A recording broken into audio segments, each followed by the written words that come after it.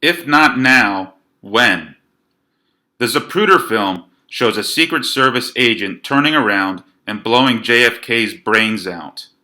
Later that day, LBJ gets sworn in like he's Al Capone, showing no emotion whatsoever. In 1964, the US government fakes the Gulf of Tonkin incident to get the United States into Vietnam. Guess who was president? Remember the oil crisis of 1973 that wasn't? The US government has convinced the American people that 19 jihadists who couldn't get a 1970 Cessna plane off the ground managed to fly in the most congested airspace in the world and go 2 for 2 on September 11th. George Bush sits like a stone in that classroom for several minutes after hearing the news on 9/11. Do you know what guilt looks like?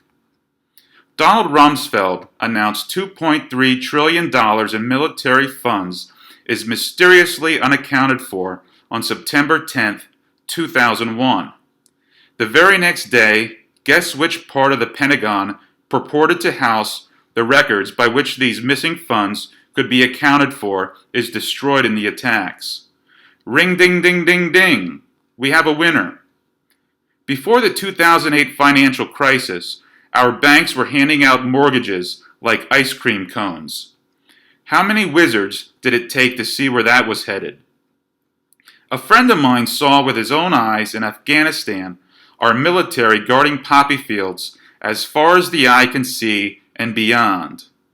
Do you remember the MK Ultra CIA mind control program started in 1953, where our government would douse whole towns with LSD just to observe what happens? At what point do we take our government's word with a pinch of salt? At what point does the coronavirus response seem a trifle excessive? The people of the world have their hands on the dinner table with their legs spread wide, heads turned back, all in a chorus saying, "All 13 inches, big boy? Give it to me. Give me more. Anything you want, big boy. If not now, when? Enough is enough. When is the time you question your government and their media mouthpieces and shout, no?"